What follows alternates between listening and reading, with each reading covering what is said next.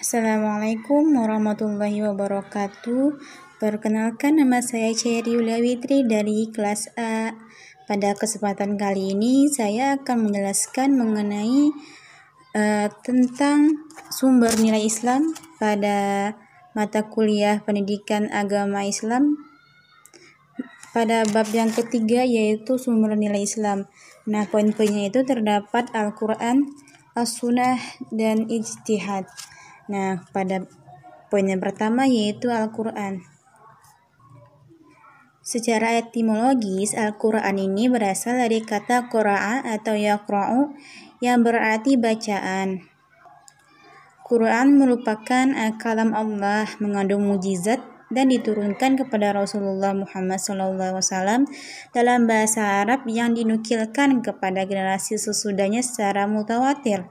Membacanya merupakan ibadah. Terdapat dalam mushaf, dimulai dari surah Al-Fatihah dan ditutup dengan surah An-Nas. Nah, dalam Al-Quran terdapat klasifikasi berdasarkan nuzul ya. Yang pertama itu ayat-ayat Makkiyah, dan yang kedua yaitu ayat Madaniyah. Ayat Makkiyah ini adalah ayat yang diturunkan di Mekah selama 12 tahun, 5 bulan, 13 hari, terhitung sejak tanggal 17 Ramadan kelahiran Nabi pada saat itu, pada tahun ke-54 dari tahun kelahirannya. Nah, ayat-ayat Makkiyah ini meliputi 19 juz dari 30 dari isi Al-Quran, atau terdiri dari 86 surah atau 4.780 ayat. Sedangkan surah Madaniyah yaitu surah yang diturunkan sesudah Nabi hijrah ke Madinah, yang dilakukan selama 9 tahun, 9 bulan, 9 hari, terhitung sejak Nabi hijrah ke Madinah sampai tanggal 9 Zulhijjah tahun ke-63 dari tahun kelahirannya.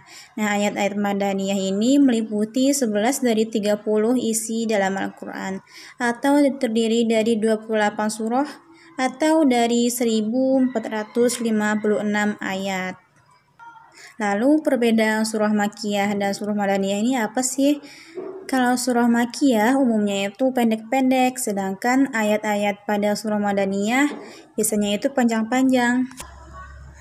Nah, perbedaan yang kedua yaitu ayat-ayat Makkiyah ini biasanya mengandung hal-hal yang berhubungan dengan akidah, sedangkan ayat Madaniyah ini umumnya mengandung hal-hal yang berhubungan dengan syariah. Selanjutnya yaitu kandungan dalam isi Al-Quran. Secara garis besarnya, hukum-hukum yang terkandung dalam Al-Quran ini dapat menjadi 3 macam loh. Yang pertama itu hukum-hukum i'tiqadiyah, atau hukum yang mengatur hubungan manusia dengan Rabb-nya, yaitu Allah Subhanahu wa Ta'ala, dalam hal kewajiban manusia sebagai mukallaf dalam mempercayai Allah Subhanahu wa Ta'ala, malaikat, rasul, kitab, hari akhir, dan takdir ilahi. Yang kedua yaitu hukum khuluqiyah, yaitu hukum yang berkaitan dan pergaulan manusia mengenai akhlak dalam mencapai keutamaan pribadi mukallaf. Yang ketiga yaitu hukum amaliyah. Sesuai dengan namanya, hukum ini menyangkut tindak tanduk manusia dan tingkah laku lahirnya dalam hubungan dengan Allah, dalam hubungan dengan sesama, dan dalam bentuk apa yang harus dilakukan atau harus dijauhi.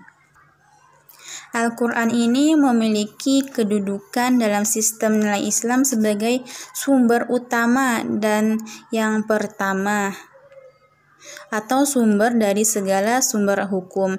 Karena itu, seorang muslim itu tidak dibenarkan menjadikan dalil lain sebagai hujjah sebelum meneliti dan membahas ayat-ayat yang terdapat dalam Al-Quran. Selama hukumnya dapat diselesaikan dengan Al-Quran, maka tidaklah boleh mencari jawaban di luar Al-Quran. Jika menggunakan sumber hukum lain di luar Al-Quran, maka harus sesuai dengan petunjuk Al-Quran dan tidak boleh melakukan sesuatu yang bertentangan dengan Al-Quran. Jika dilihat dari segi kejelasannya, ada 2 macam jenis Al-Quran. Yang pertama yaitu secara muhkam atau qat'i, dan yang kedua yaitu mutasyabih atau dzani.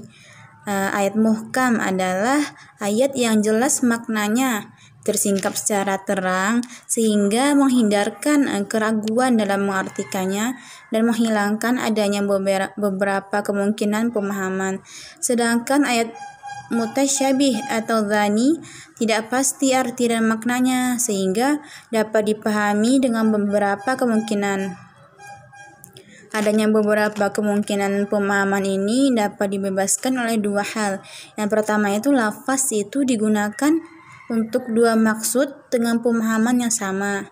Umpamanya kata Qur'an dalam firman Allah pada surah Al-Baqarah ayat 228 berarti suci atau haid.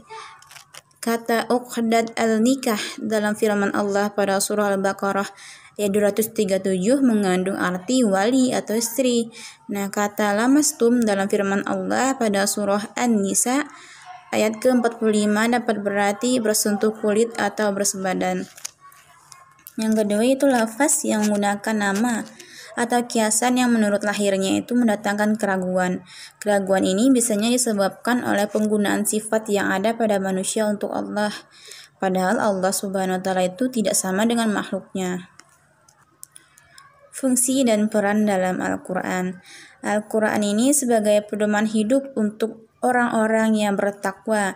Semua mengenai kehidupan ini terdapat dalam Al-Quran. Jadi jadikanlah Al-Quran itu sebagai pedoman hidup dalam bertingkah laku di dunia ini. Yang kedua, Al-Quran itu sebagai kitab terakhir dan berfungsi sebagai korektor terhadap persoalan yang dibahas oleh kitab-kitab sebelumnya. Al-Quran ini merupakan mukjizat terbesar di alam semesta yang diturunkan kepada Rasulullah SAW. Nah, dalam mukjizat ini terdapat keindahan bahasa. Walaupun manusia bisa membuat kata-kata atau menyusun surah, akan tetapi tidak akan bisa menyamai keindahan dari bahasa dalam Al-Quran. Pemberitaan mengenai masa lalu yang terbukti kebenarannya secara arkeologis dan sesuai dengan pemberitaan kitab suci sebelumnya. Padahal Nabi Muhammad dulu tidak belajar sebelumnya.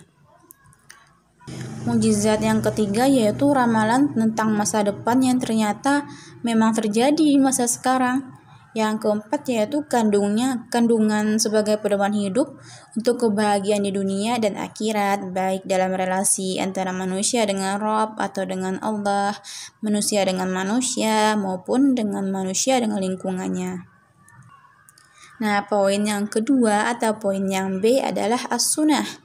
As-sunnah atau sunnah nabawiyah secara etimologis ini berarti tradisi atau kebiasaan Nabi. Sedangkan secara terminologis menurut ahli ushul fikih, sunnah adalah segala yang diriwayatkan oleh Nabi SAW berupa perbuatan atau fi'liyah, perkataan atau qauliyah, dan ketetapan atau takhririyah yang berkaitan dengan hukum. Nah, tadi kan Al-Quran dijadikan sumber dari segala sumber hukum. Nah, as-sunnah ini merupakan sumber kedua hukum dalam Islam setelah Al-Quran. Berdasarkan definisi di atas, Al-Quran dapat digolongkan menjadi 3 macam, yaitu sunnah fi'liyah tadi, sunnah qauliyah, dan sunnah takhririyah. Nah, fungsi dari sunnah ini, sunnah nabawiyah dalam hubungan dengan Al-Quran adalah untuk menjelaskan kepada umat manusia ajaran-ajaran yang diturunkan oleh Allah melalui Al-Quran. Penjelasan Rasulullah terhadap Al-Quran ada beberapa bentuk yaitu bayan, tafsir, wa tawdih, yang memberikan penjelasan terhadap apa yang dimaksud dalam Al-Quran, seperti menjelaskan arti yang masih samar dalam Al-Quran, merinci apa-apa yang dalam Al-Quran disebut secara garis besar, membatasi apa-apa yang dalam Al-Quran disebut secara umum, dan memperluas maksud dari sesuatu yang disebut dalam Al-Quran. Yang kedua yaitu bayan ta'kid wa takhrir. Artinya ini menguatkan dan menegaskan hukum yang telah disebut dalam Al-Quran. Dalam sunnah ini hanya seperti mengulang apa-apa saja yang terdapat dalam Al-Quran. Yang ketiga yaitu isbat atau insya. Hal ini menetapkan sesuatu hukum dalam sunnah yang secara jelas tidak terdapat dalam Al-Quran.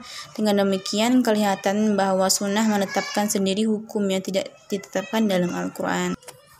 Nah, jika ditinjau dari banyak sedikitnya rawi sebagai sumber cerita, hadis ini dibagi menjadi dua loh. Yang pertama itu mutawatir, yaitu suatu hadis yang diriwayatkan oleh orang banyak yang tidak mungkin sepakat untuk berdusta. Yang kedua yaitu ahad, yaitu suatu hadis yang diriwayatkan oleh 3 orang atau lebih tetapi belum mencapai derajat mutawatir. Hadis ahad ini juga dibagi menjadi 3 golongan, yaitu masyhur, aziz, dan gharib.